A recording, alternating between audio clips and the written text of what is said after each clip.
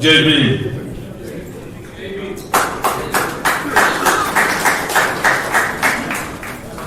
Respected Dr. Padmanabhan, Pattern and Chief Advisor of the Ambedkar Academy, though he is not here. Most respected Mr. Chellap and Trustee, Dr. Ambedkar Academy, Professor Duraisamy, Vice Chancellor of Madras University, Mr. Ramalingam, Secretary General of Ambedkar Academy, Mr. Manivannan, Syndicate Member of Madras University, Professor Devadas, Pro Vice Chancellor of Periyar Maniamma University, Thanjavur, Professor David Ambrose, Head of the Department of Legal in Madras University, Mr. Murugan, Syndicate Member of the University and also Director of the Gindi Campus, and my distinguished friends, the film director, film producer, Mr. Ponnurangam, Dr. Swami Krishnan, who is taking care of my health, Mr. Sundaravadanam, my classmate, and Mrs. Sundaravadanam, my district presidents in Tiruvallur, Mr. Chidambaram, Mr. Mahendran, Mr. Gunanidhi, Mr. Shivashankaran, recently elected for the council, Mr. Nagaraj, Mr. Silverstar from Kanyakumari, Mr. Swami Desikar, Mr. Parthasarathi, Chodingalalur Subramaniam, who has distributed all the invitations for this program, Ms. Nirmala, the Congress General Secretary, Mr. Selvam, my brother Venkat and Yelumalai, and most respected Mr. Chandrakesan of Dalit Sena,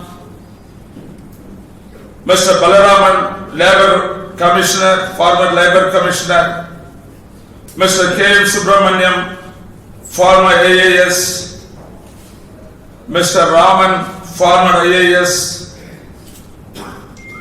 Mr. J. Paramanandam, Mr. Uttarakumar, former IAS, Mr. Ratnaswamy, former IAS, Nelson Mandela, I always call him Mr. Ratnavel, Dr. Subramaniam, the former Commissioner of Land Resources Department, Government of India,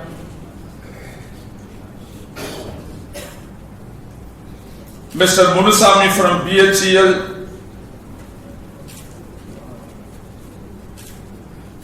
Mr. Ganesan, the former MP candidate, Professor Armstrong from Madras University, and Pasupati Dhanaraj, who is here, who has always been a guide to the scheduled caste and scheduled tribe, Mr. Lenin, Mr. Muttaya of FCI, Professor Tangaraj, Professor Patrick, Sada Bhaskar, Dr. Padmanabhan and Ashokan from my village, and Advocate Sudha, Advocate Arunachalam, Ms. Chitra Advocate, and Ms. Maheshwari Advocate, and the students and research scholars from the Madras University, and several others who present over here. I might have missed a few names here and there, please pardon me. I really beg your pardon in case if any of your name, the known persons who has moved with me, whom I have not mentioned over here. And Dr. Padmanabhan has been here and he has been so nice to me all along. I know him for the last 50 years, half a century. When I was a student in engineering college, his sister's son was studying with me, one Mr. Dinagaran. He took me and introduced me in this secretariat as a deputy secretary. From then on, I maintained a contact with him and we worked closely for the development of the society and these caste issues and various things in Delhi. And today he is guiding Dr. Ambedkar Academy, and it is an excellent thing he is doing, and that only brought us over here. Mr. Chalapan is a towering personality. Maybe he is an introvert, but he is behind from every activities that is taking place regarding the development of scheduled caste and scheduled tribe. And Mr. Devadas, my long-time associate, who has been my advisor on several occasions. Most of the decisions I take with his consultations. I have a small group, and that group consists of Mr. Sundaravadanam, Dr. Devadas, Ponnurangam, and few others who always give me good advice for my majority decisions. Sometimes I rule over them, that is my habit, because at the end I prevail, right, not they. And therefore, Mr. Devadas he is the director, now Pro-Chancellor, is continuing his work with the Periyar Maniammai University as the Pro-Chancellor. And Mr. Manivanan IAS has been very kind to me all along. He is known to me well, though I have not worked with him anywhere or I have not associated with him anywhere. But wherever we meet, we exchange our mind, we exchange cordiality, and he has been nice to me all along. I thank to everybody. And here, our professor, the Vice Chancellor, who has given me this opportunity. It's a great institute. I have accepted this to deliver this endowment lecture in the Madras University because I am also alumni of this university. Though this institution is 163 years, I got the university degree from the institution through this university, which is 225 years old, the first engineering college in India, College of Engineering, India. Sir, I thank you for the great opportunity.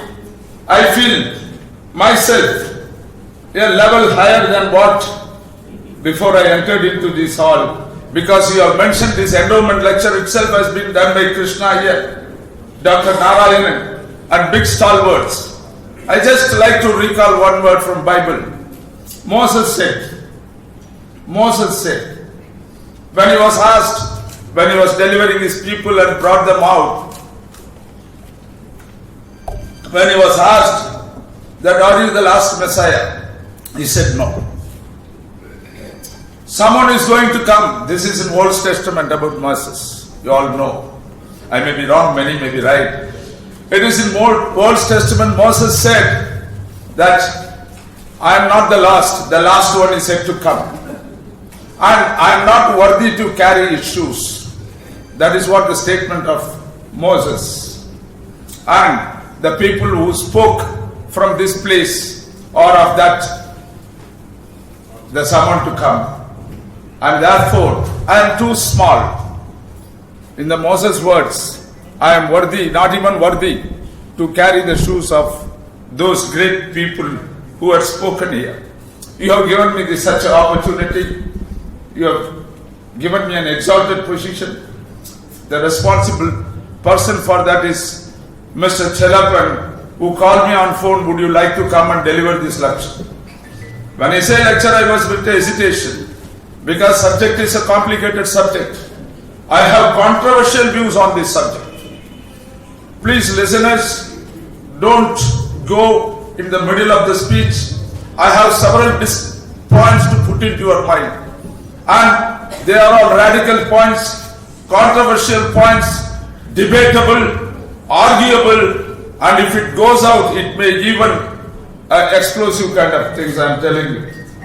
I am not going to leave this audience, because this kind of audience I will not get normally.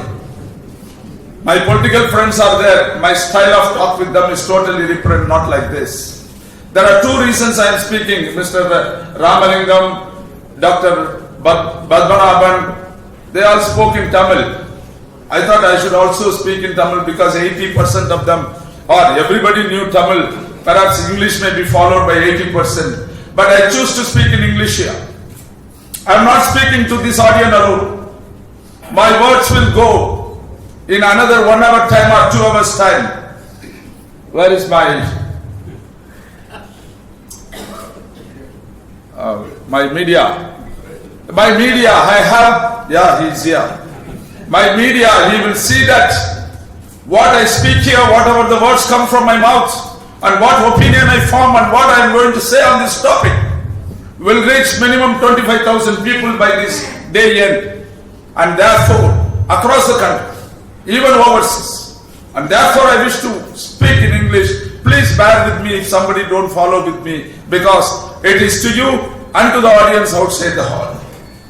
It is a great honor to speak here. That too on this topic. We are talking about iconic personality on whose name this lecture is titled. I'll come to the title later.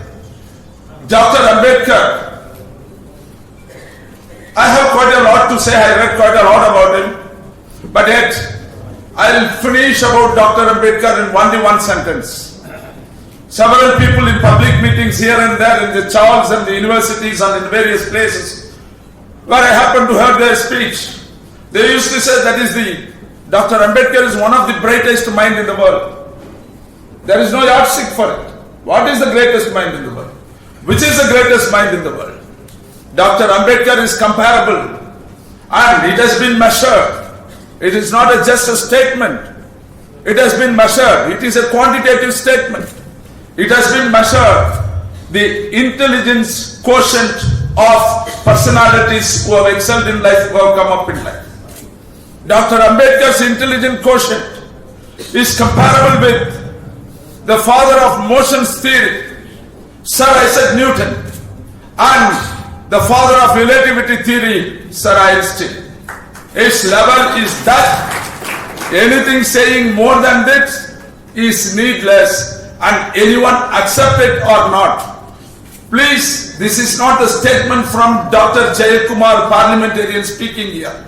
It is a statement coming from one of the very eminent son of this state, Tamil Nadu, who is at the national level, considered one of the finest economists today.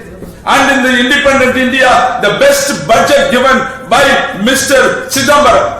And he, in his book release statement, mentioned the rating of intelligent quotient and where Dr. Ambedkar stood with reference to other tall personalities in this country.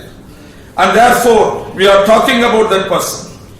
Today my topic given is, I would like to go quickly because we are nearing lunchtime. I don't want to hold you too long. Now, the topic given to me is egalitarian society, establishing egalitarian society with reference to SCs and STs and weaker sections. Very complicated topic. It's not that easy. Because egalitarian is not known to India. Egalitarianism is not known to India. No, but none of us know, none of us read. We see in the egalitarianism in the other country, not in India so far. Even after 70 years of independence, we have not seen. Friends, I am going to deal this subject, origin of inequality, emergence and role of Dr. Babasaheb Ambedkar in that, the British, what role they have played, abolition of untouchability, role of Ambedkar in that, and establishing egalitarian society, challenges and opportunities. With a conclusion, this is the roadmap of my speech. Please hold on for some time. I would definitely give you some information which is very important for us to know. In the globe, on the globe, India is a terrible place for equality, because there is no other country known to humankind where untouchability is practiced. The equality in this country is buried 2,500 years ago, when the untouchability was introduced in this country. And the sadhus, saints, nobles, big scholars, Nobel laureates, kings, and you name anybody who could control things, control events in this globe, attended it. It is not that nobody has touched this topic. This evil thing should go, and therefore several people are attempted. Raja Ram Mohan Rai could stop sati, but he could not stop casteism. He could not stop untouchability. And but yet this continued, and one radical came, and that radical is Dr. Ambedkar, who could remove untouchability, and practicing untouchability is punishable in a very strong way. Come to the point, why untouchability? How it came into existence? From where it came? These are the points we should just quickly scrape through. It is very important to know the origin of caste and untouchability. The origin of caste, I must tell you, I would like to just read out as I have made in my speech which I will be giving to the university. This is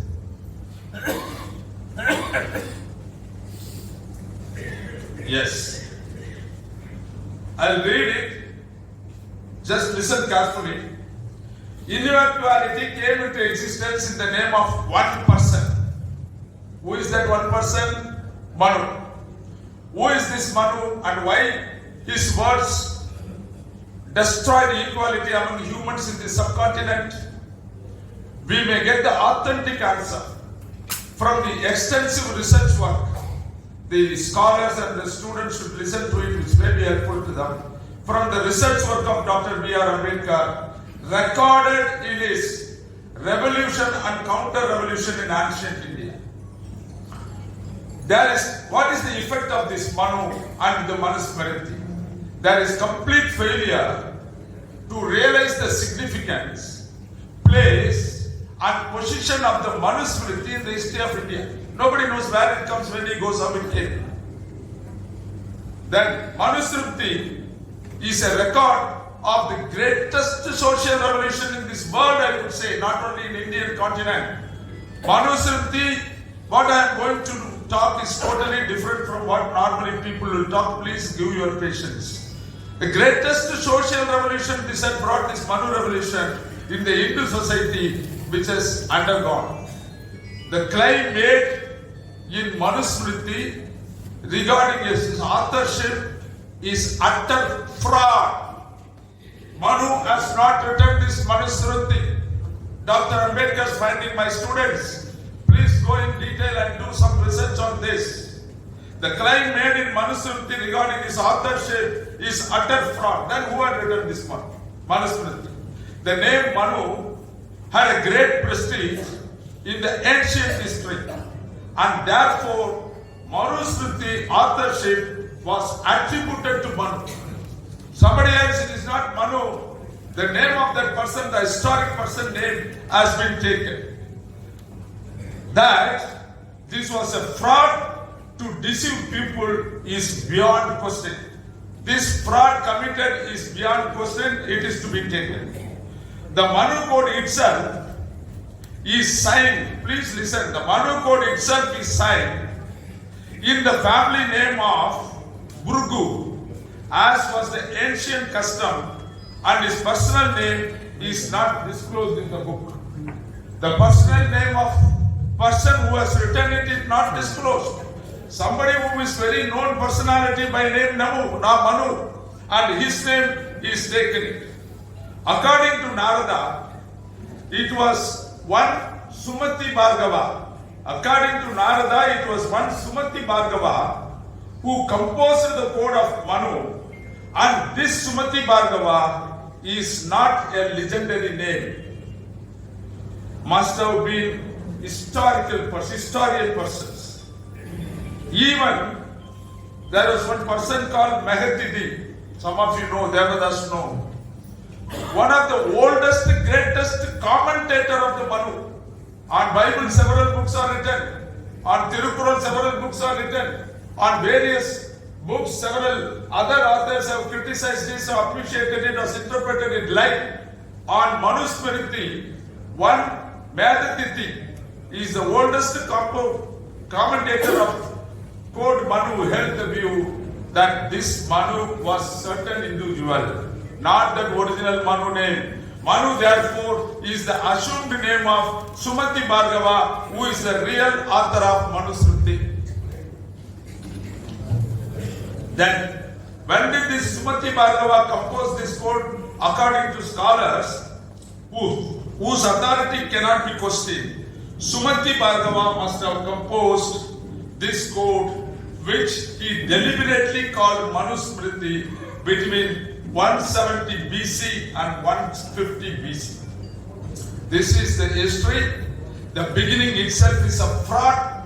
That fraudulent person has brought this untouchability, and this untouchability has forced a great revolution, evolution, bringing the caste system in this country, and this has kept this country people filled with inequality, and one oppressing and suppressing the other.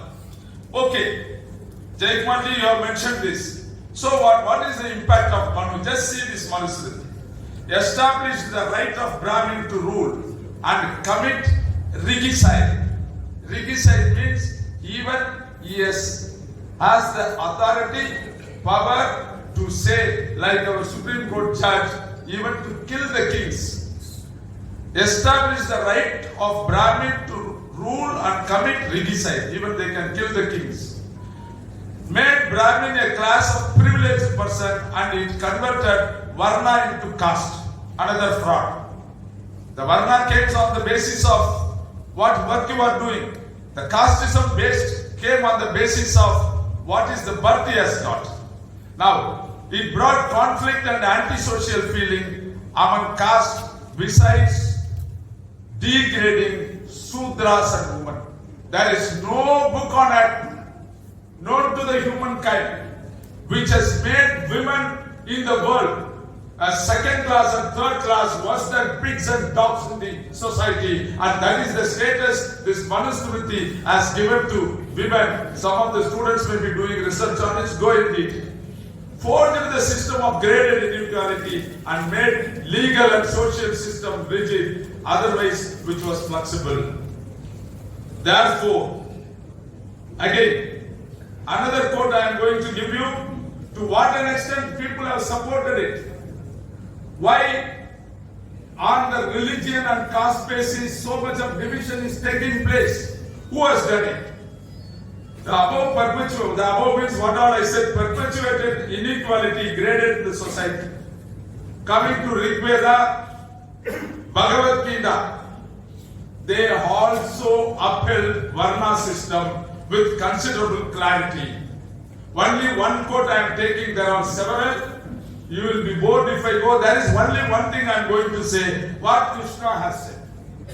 What Krishna pronounced.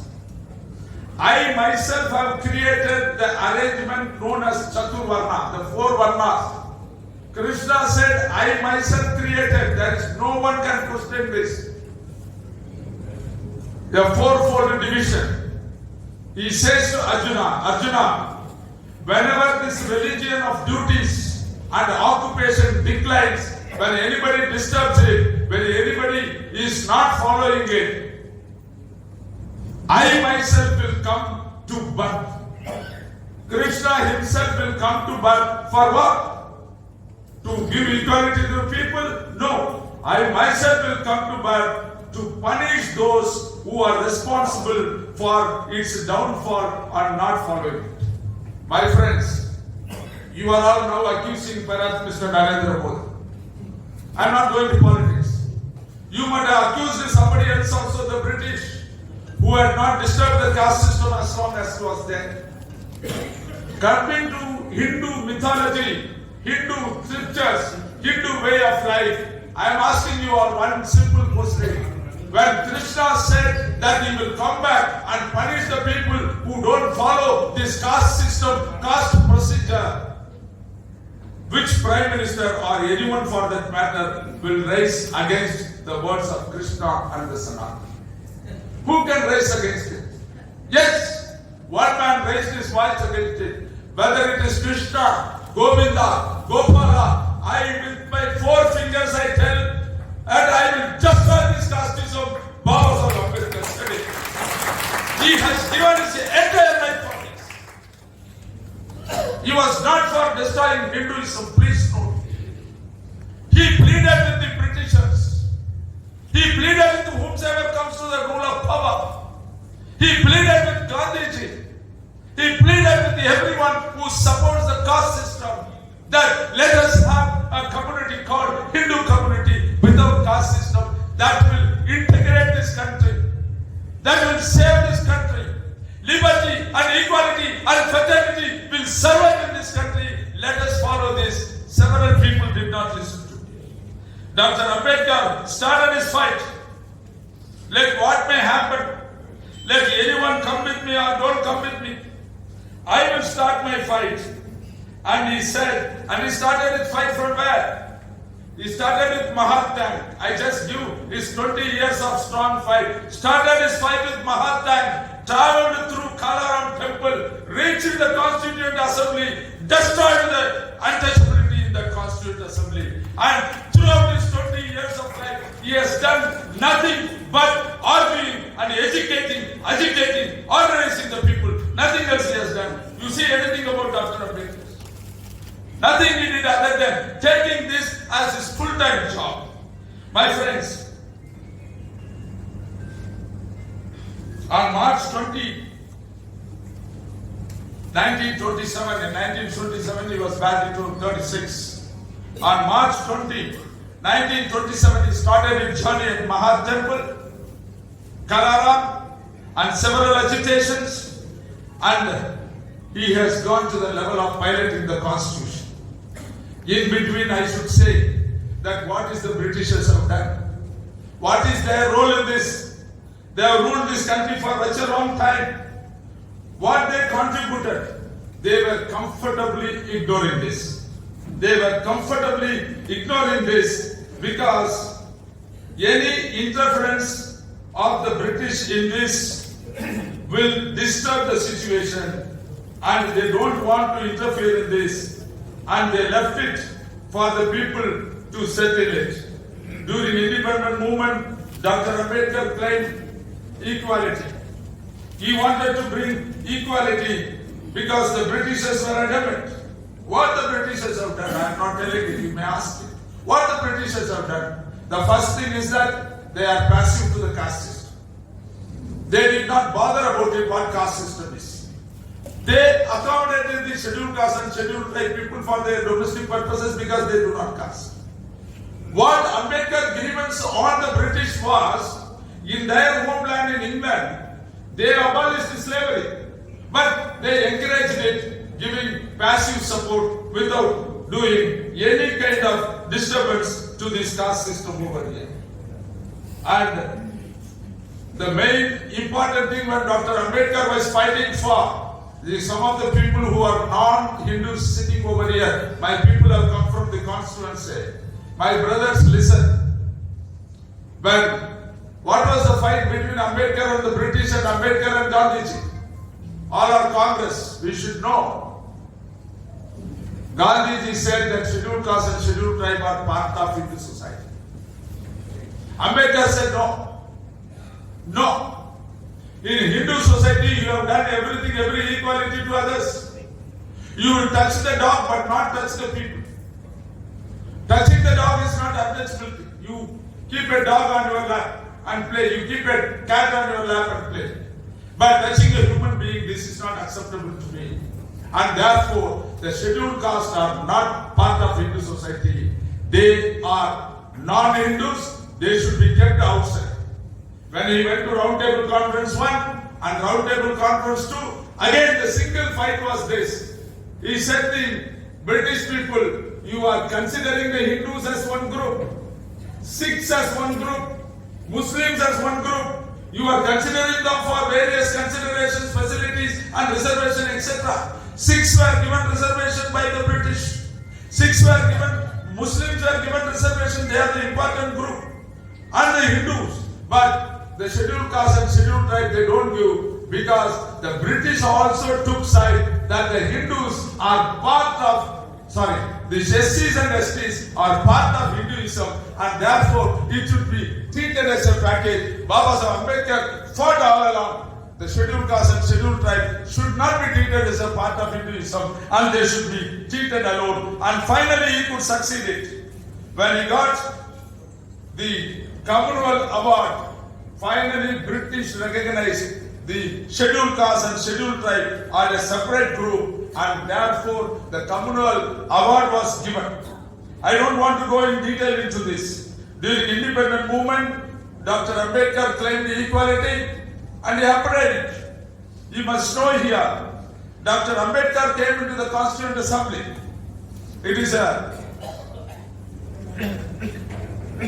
very important turning point in the Indian history. Had Ambedkar not came into the Constituent Assembly, take it from me, you don't have the constitution of the quality and the caliber it has today. Definitely the constitution which should have been written by Ivor Jennings from England would not have given this much of clarity to the people. Gandhiji understood it. Gandhiji understood it because the Dalits should also know this. While the congressmen do not know what was the fight of Dr. Ambedkar, and the Dalits also should know that where Gandhiji came in and utilized Ambedkar. Baba Saheb Ambedkar came into the Constituent Assembly how? He was not elected from the Maharashtra Assembly, that time Bombay Assembly. Like Rajya Sabha today, some of you may not know what is this Constituent Assembly. Constituent Assembly constituted by the British to write, and they have decided to give independence to India. You should have a constitution. I am leaving it to you.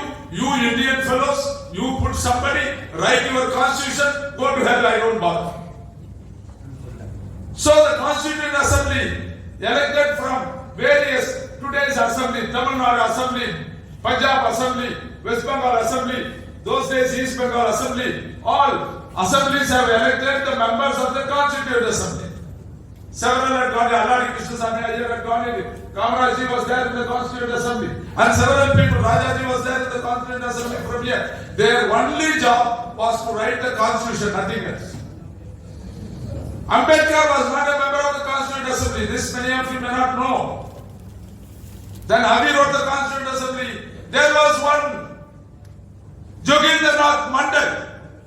Everyone, every scheduled caste and scheduled tribe who got any facility, any upliftment, any equality in their life must pay a great homage, a great respect to Jogindranath Mandal. This Jogindranath Mandal got elected from that time East Bengal. Today it is East Bangladesh. Jogindranath Mandal, member of Scheduled Caste Federation under Dr. Ambedkar, got elected. Dr. Ambedkar, leader of the federation, could not get elected. He did not have enough members in the assembly to elect him and send him like the Rajya Sabha member. Hope everything understood. But Jogindranath Mandal, he is also a law expert. And this Jogindranath Mandal wrote the Pakistan Constitution. He got elected from the East Bengal. When he got elected, he came to know Dr. Ambedkar is not there in the Constituent Assembly. Then he felt bad. No. He is a towering personality, Dr. Ambedkar. He knows the law of every nation. He knows what law is. Before him, I am nothing. If at all I am doing any contribution to the scheduled caste and scheduled tribe people, that would be possible only through Dr. Ambedkar. And therefore, I resign my post. Therefore, I resign my membership. And he called Dr. Ambedkar, Dr. Ji, what are you doing there? I have resigned. He said, don't do it. No, I have resigned my membership to the Constituent Assembly. I am not going over there. It is something like a donkey going over there, leaving the horse outside. I will not go to the Constituent Assembly. You come down to this place. You come down to East Bengal. I am a strong man here. I can get anyone elected. You come to East Bengal, he fielded Ambedkar in the seat vacated by him. He got Dr. Ambedkar elected. Ambedkar came into the Constituent Assembly. He created history and he saved this country. I won't say that he saved the scheduled caste and scheduled tribe. He saved this country. Otherwise, economic, liberty, equality and fraternity this country would not have seen at all. The kind of people we had at that point of time, the kind of racists, the kind of castes, the kind of dogmatic characters we had in the house on that day would have butchered this constitution and it would have come a caste-based constitution. I'm sure about it. I would support it. I would give you an example why my statement is right in a while. Why? Now itself I will say. Why I have to wait to say that? Why Baba Ambedkar resigned his position? The lawyer sitting over there must know. Dr. Ambedkar resigned his position in somewhere October 1951. Why? He finished his constitution work. When he wrote the constitution himself, he approached Nehruji. In this constitution, we are not making any provision for the 15% of the population in this country. Who is that 50%? Tell me. The women. For the women, we are not doing anything in this constitution. It is silent. Under the untouchability prevail, Hinduism, all these women would be butchered. Manu said a lady should not go to the school.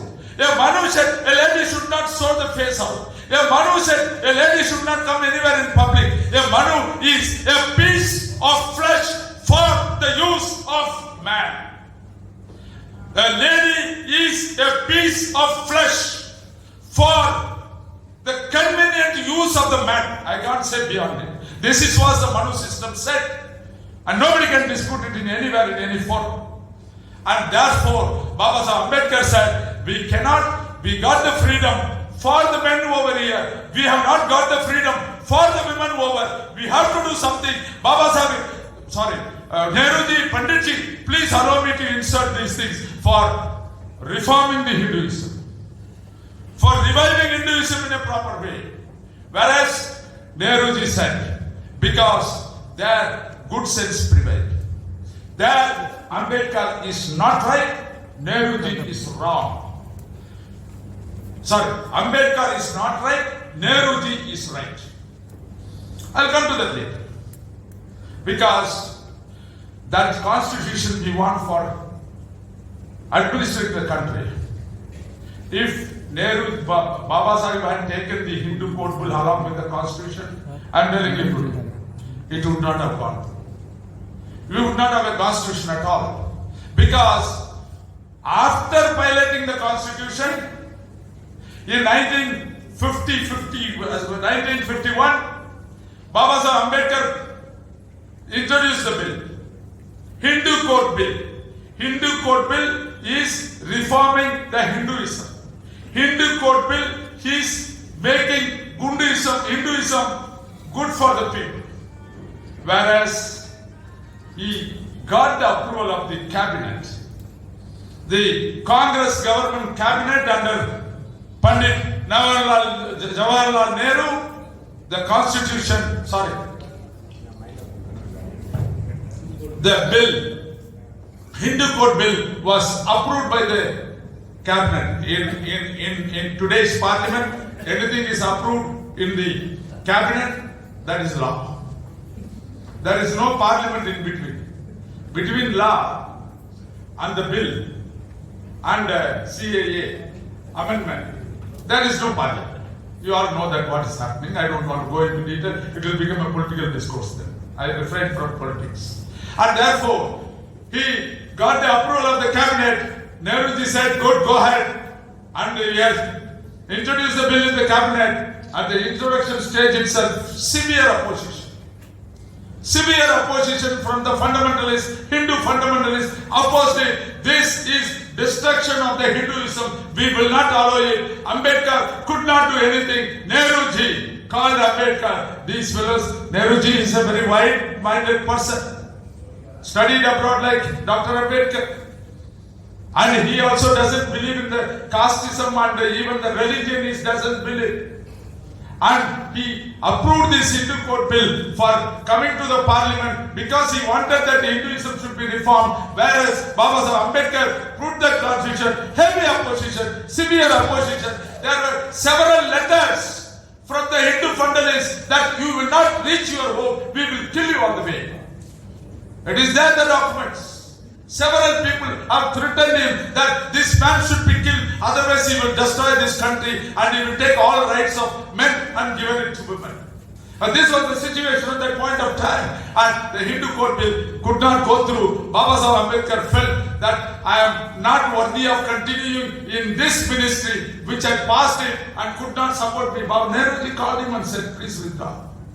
It is going through turmoil. It is going through severe situation. Baba Saheb Ambedkar said, okay, I will withdraw this Hindu Code Bill and I will also withdraw myself from the government, and he has resigned in 1951. Therefore, coming back, the Dr. Ambedkar could bring this constitution without those kind of things. I have deviated considerably over here, and therefore he could get from whatever the opportunity he had, from whatever the mind and courage and conviction with which we fought, and he got the untouchability abolished, and Article 17 abolished untouchability, and Article 15 avoid any discrimination in the name of caste, creed or sex.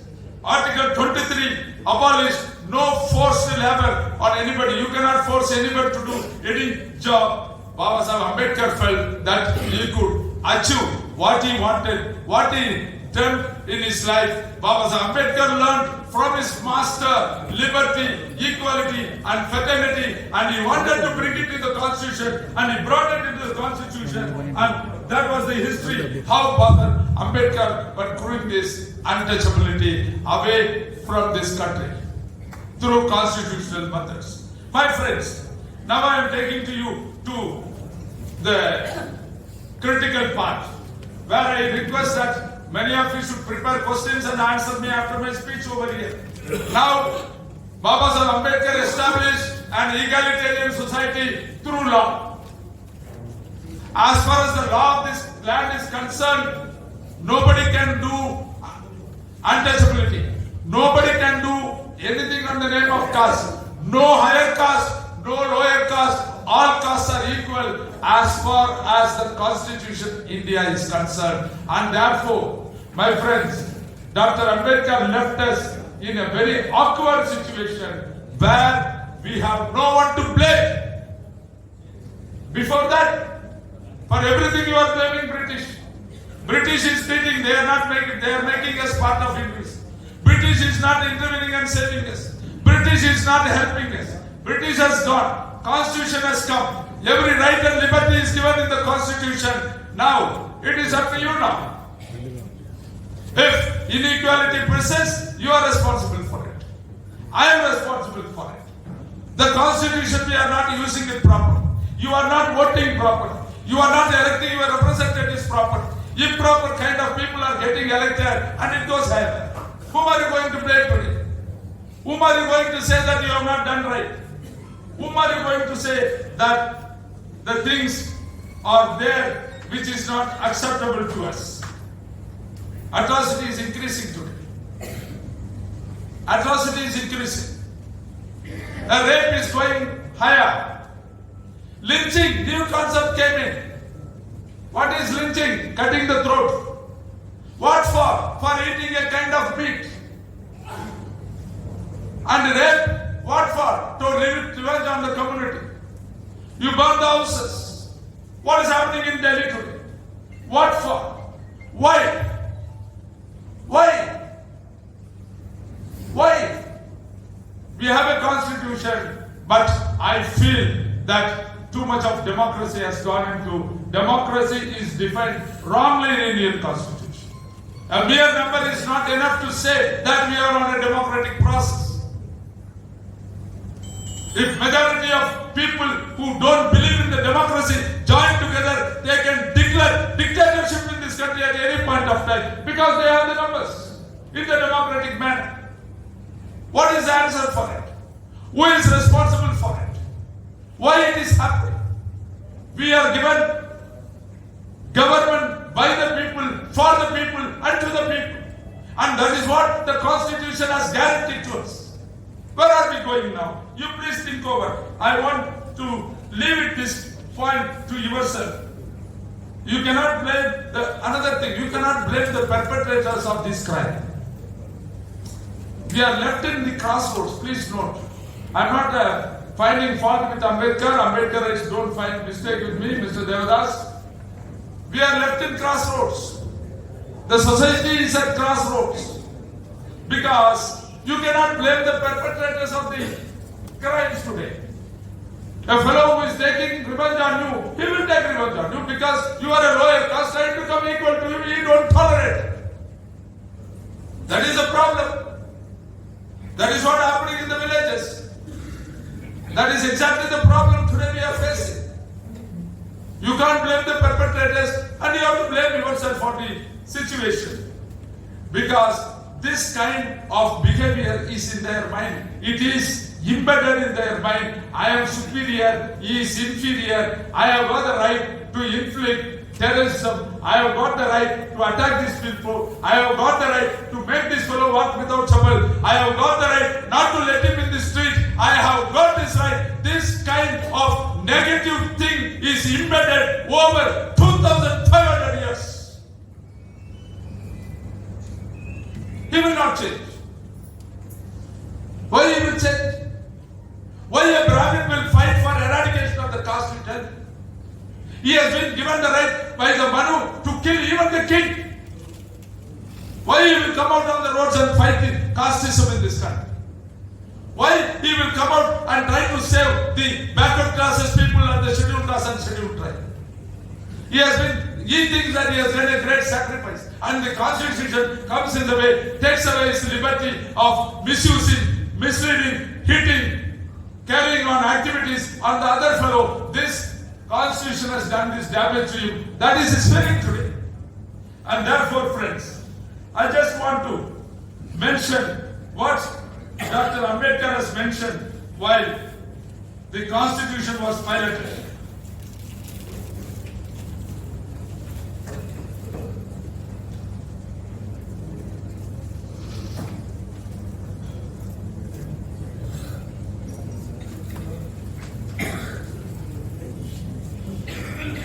He said in the Constituent Assembly, not in the Constituent Assembly, in one of the addresses he gave, all through my life, and this is, you all know this, but I am reminding you about this, whom to blame. I have raised a question here, whom we have to blame for the present scenario, for the present situation that we are on crossroads. All my life, because Baba Sahib Ambedkar has clarified, educate, agitate and organize were his final words. For the depressed classes, it is for them to get educated. It is for them to get educated, agitated, and to organize other wrongdoings and avail constitutional safeguards. In his message, Dr. Ambedkar clarified, all my life fighting with my opponents, with great difficulty, I have brought the caravan. The caravan is his movement. Caravan where it is seen today. Let the caravan march on despite the hurdles that may come in its way. If my lieutenants, myself, you, everyone sitting over here, if my lieutenants are not able to take the caravan ahead, they should leave it there, but in no circumstances should they allow the caravan to get back. This is where we are. This is where we come to. This is where we have put in place. Why this caravan has gone back? I have analyzed some of the points to the best of my ability. I have come to discuss about my last chapter, how to establish then the egalitarian society, what is my responsibility and your responsibility. Straight away I will say, I quote Dr. Ambedkar again, I don't go apart from that. Destroy all the villages. Go and pour petrol, burn out all the villages. Casteism is out. We have removed casteism. Yes, he says, Baba Ambedkar said, village was a sink of localism, den of ignorance, narrow-mindedness, and village is the fountainhead of casteism. It is the fountainhead of casteism. Therefore, lofty way of, this is my part, lofty way of eradicating caste is by removing physical segregation of families on caste lines. Every village should be converted into Samathuvapuram on the lines experimented by Tamil Nadu on the advice of Thandai Periyar. That is why I said Periyar Varga. Mr. Devadas recalled Periyar Varga. So what is this? Tamil சொல்ற என்ன சொல்றாரு? செட்டியார் தெருவு வேண்டாம், நாடார் தெருவு வேண்டாம், பள்ளத்தெருவும் பரத்தெருவும் வேண்டாம். இது கிராமங்களிலே தான் இருக்கின்றது, அங்கேதான் நாம் பிரிந்து வாழ்கின்றோம். Let us not have streets in the name of caste. Let us not have streets, one street for each people. That is where Periyar said, establish Samathuvapuram. All are Sudras other than the Brahmin. Make him also a Sudra. Give him one house. All you know how Samathuvapuram is. In Namakkal, I was there in Samathuvapuram house. In one house, 4 sides, 4 doors, 4 community will be given the house. You have to see the other man face daily and caste will go. And Baba Sahib Ambedkar said the only way to remove caste is by mixing blood inter-caste marriage. Then otherwise you maintain your, like I am maintaining my Alsatian dogs without any mix with the other dogs. So this is what the situation. Demolish villages. Let the government go on a programmed basis. This time in Changalpur district, in this budget, all villages would be made common living. If you want, come and take. Give best class house so that every caste fellow would come to like to live in. It has happened. It has brought together. It has brought the people together. The Samathuvapuram is an excellent concept. I am going to speak it in the parliament. I am going to advise Mr. Narendra Modi. I will come to that later. What are my advices to the Prime Minister? Now, so another thing, I'll read as it is. Why everywhere caste should be used in this country? Why? Tell me. Why your school record should carry the caste? Why my SSLC book should carry the caste? Why? Stop it. Let us make a beginning somewhere. It would be more than adequate. Jayakumar says it would be more than adequate if people know their parentage. I don't want to go beyond that on the parentage. It would be adequate if people know their parentage rather than Gotra, community, star, family name, etc., etc. These are all unwanted details for the government. You maintain it. Liberty, equality, fraternity is there for you also, whom you feel superior. You maintain it. But these are all not required for the government. And therefore, every citizen in this country should endeavor to eradicate caste and should voluntarily come forward to drop the surnames. We have done it in Tamil Nadu. I feel proud to say that I am a Tamilian. Always I say that. Because we show the way to the other people.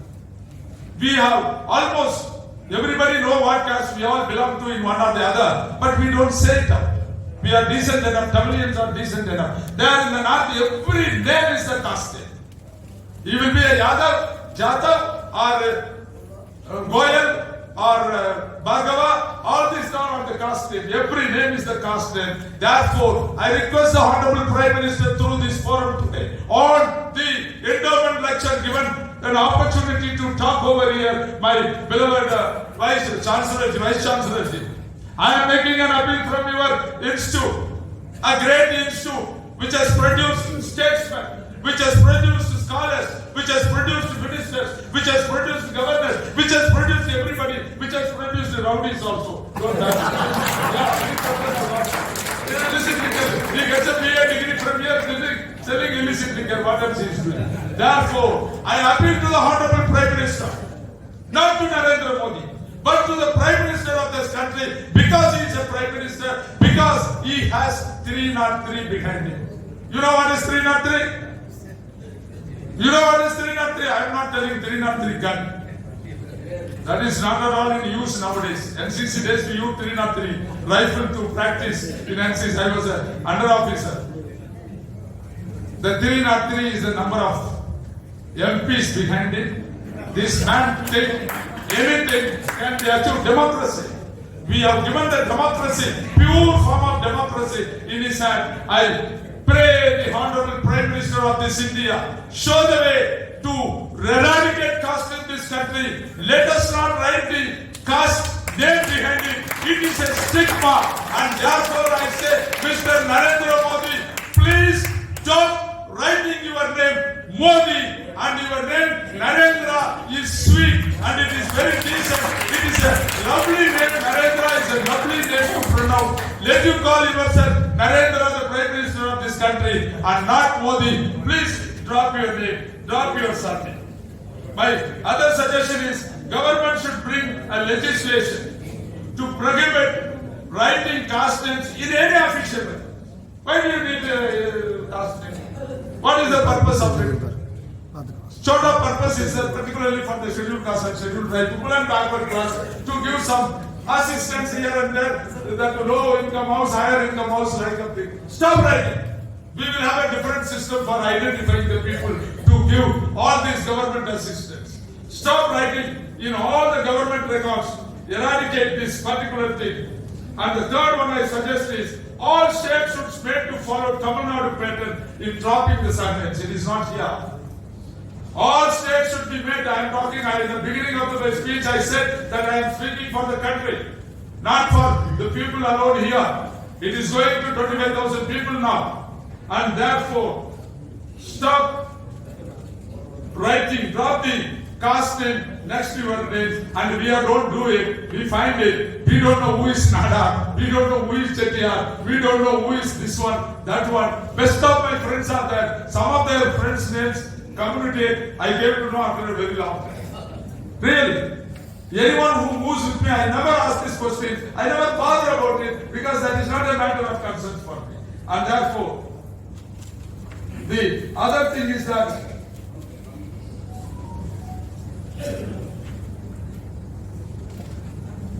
the school and educational institutions, for that matter, any organization should not ask for caste certificate and details in one form or the other. Why they should ask caste certificate? Why my child going to the school should give a caste certificate? What for? Why you should write? Unless I need for some purpose to disclose my children's name. Therefore, officially it should be avoided. And the next one, caste certificate should be disassociated with other documents and it can be used only where it is required for seeking assistance or for affirmative actions. Caste certificate should not be asked, it should be disassociated with the other people, other records. Other thing is establishment of separate elementary high schools for depressed classes children is a direct way. Some of the people who worked IAS officers are here, KMS is here, Brother Ramu is here, and everybody is here, and Balaramji is here. Why? Why we have to need this? Why you have Adi Dravida school? What for? There are several people who don't agree with me here. I am telling you, by establishing Adi Dravida school, you have not produced Jayakumar. I have not studied in such kind of a school. That is why I have gone to the parliament to question the Prime Minister. I am questioning him. Right, day in, day out, I question him. Why you want to say Adi Dravida school? What for? Instead of that Adi Dravida school, the number of students, you claim it in the other school, why you are segregating my boys and girls? Why you are putting them in the cage called casteism? And therefore, as Jayakumar, I strongly object that all these Adi Dravida school and depressed classes, schools on the caste should be closed down. I will speak to Mr. Edappadi Palaniswamy. I am meeting him on it. I am sharing எனக்கு இப்ப தூண்டு அதிகாரம் கொடுத்தா நான் இவ்வளவு பயன்படுத்துவேன். எனக்கு இவ்வளவு அதிகாரம் கொடுத்திருக்காங்க, அதை பயன்படுத்த வேண்டாமா? Therefore, all these caste-based schools, whether it is private or government, should be closed down because this segregate the people on caste lines, which is condemnable. In their early stages, 6 ages, they are influenced with caste feelings.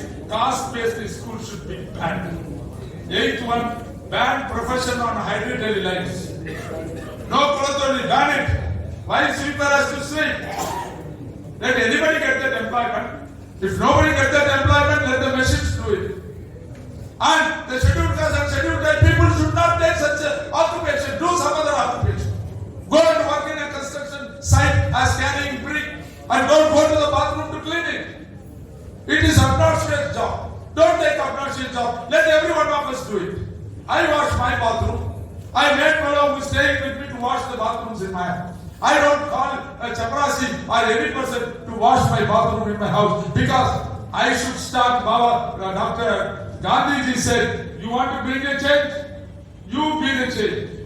I pray, I request all the gentlemen sitting over here, all the heads of the family sitting over here, from today evening onwards, stop allowing anybody into your house to clean the toilet. Let your wife clean or you clean or whomsoever use the toilet, let them clean it. Why that obnoxious job to be done on the cost? You take A category, B category, C category and D category. D category is 80% scheduled caste and scheduled tribe. A category is 8% scheduled caste and scheduled tribe. Why is this? We have to stop it. Stop profession on hereditary lines. Students, you prepare with your questions, let us discuss. Anybody who wants to discuss, let us discuss. Yeah, in another 10-15 minutes I will finish it. 9th one, encourage and influence intercaste marriages. That is the only way. Nowadays, 5% is only intercaste marriage. Encourage your children. Bhaiya, don't go for a girl from our community. Find a better. Then, the negative point also I should say, all the good boys in our community go away and take other girls. That is sad. And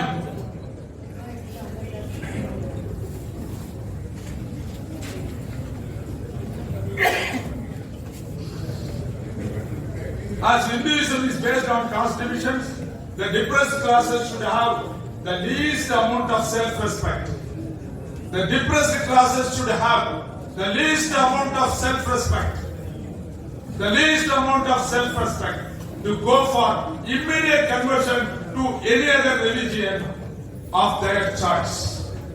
Baba Ambedkar said, next to intercaste marriage, next option for you to get out of this, from this slavery is to go for another religion which don't practice the caste system.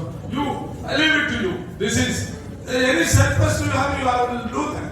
Because you will not ask for Krishna and Yathurveda and the other Vedas, whether what they say that you will accept. That is a disgraceful thing. At least I will not do it. Self-respect without which a man is a mere zero. Not to live with self-respect. Don't live up to your self-respect. Those who strive alone will rise. That is what Baba Ambedkar said. Ensure progress of women as the progress of the country is measured by the progress of the woman. We don't do that. In our own houses, I know some of my friends, slavery. While he is coming out of slavery, he wants to put his family members under slavery. So, let us encourage our daughters, at least if not the wife. Let them live a free life. Let them get proper development. That is very, very important. 13. Hindu religion degraded depressed classes. Why we should be proud of Hindu religion? Tell me one reason. Tell me one reason why anyone should be proud of Hindu religion. It has segregated the people. It had left you in the ghettos to live. And it had not given you water. And it has segregated you for 2,500 years under the fraudulent name of Manu. Why we should do that? And India is a great country with large diversity such as caste, culture, food and terrains, etc., lifestyle. Yet it stands united. India stood united on several occasions when it faced problems, and it will stand united at the hour of need whenever it is required. It is a positive quality of the Indians. Therefore, educate the masses. It is an evil system. Educate the masses. They will come out. There are so many radicals and so many revolutionaries from other than the scheduled caste who has worked for the development of every human being over there. Therefore, take them on your side, yet it stands united. Therefore, educate the masses on the importance of equality and unity. Enforce POA, PCR acts to discourage others doing their atrocities on the depressed classes. Develop schemes. It is very, very important. Develop schemes to accumulate wealth for the depressed classes, as this would avoid their dependence on others for survival. That is, in villages, why caste system? Then one has to go to his master's house. Reddyar's house, he has to go, he has to cultivate Reddyar land. He has to go to Mudaliyar house because he has to cultivate Mudaliyar land. Because if he doesn't go for cultivating that land, he has no food. He has no way of living. So the atrocity is forced on him in the form of his poverty. Eradicate poverty, bring him out of poverty, develop schemes that would accumulate wealth for the depressed classes, as this would avoid their dependence on others for survival. This will enhance the respect for the depressed classes from others. Educate the society. Both depressed classes also should be educated. Others also should be educated. Everyone should be given equal opportunity. Wherever it is required, affirmative action should be initiated to develop the scheduled caste and scheduled tribes. Therefore, my friends, I have quite a lot to mention. I don't want to take much of your time. As sisters, I want to mention that the egalitarian society is in your hands. Establishing egalitarian society, more than 75% is in the hands of people who have suffered in this society. Because you have experienced the breadth of it. And you have to come out. You have to devise your ways and means. The system should be devised in such a way to help you to come out. And that is what my point here is. As a conclusion, I would like to say, any change in the country would be possible if and only if. Any change in the country as a whole is possible if and only if government patronage is there. I will tell every place, every government minister, every chief minister and the prime minister, to the best of my ability, I will communicate to them that force, unless the government becomes part of all these things, what I said, it is just not possible. For this purpose, fund is to be allocated, resources should bring out, only will bring out the change. Manusmriti was launched for effecting graded inequality, with the sole intention of making everyone subordinate to the Brahminical order. This has brought shame. This has brought shame in the developed world for India and made it a sick man of the world. In the international arena, for the heads of this country, whether it is Narendra Modi or Pandit Jawaharlal Nehru, whether it is Rajendra Prasad or Govindnath now here, the Prime Minister and the President, any minister when they go out, when a fellow who knows little bit about the slavery and untouchability in India, when he questions and he asks for it, and the government and these representatives, whether this is the Prime Minister or the President, they have to hang their head in shame. It is the leaders, they have to come forward and they should see that this inequality is eradicated. Today the present government is with the landslide victory. No one in the country has been placed in such a convenient position as that of Narendra Modi. He has 303 in his hand and he has brought several legislations, several laws. Today, India is burning because of the law he brought in the name of CIA, CRA. Why? There are so many 30, 40 people have been killed because of this one legislation. And this is for used for the destruction of this country and not for the development of this country. I request and plead with the Prime Minister from here that he should use his 303 for the good of this country. For the good of this country. And it is a simple job for Narendra Modi if he thinks that the caste system should be removed in this country because of his 303. And I am sure a single knot of his head will change the caste system today in India, and why it can't do it and why it is not possible. Thank you.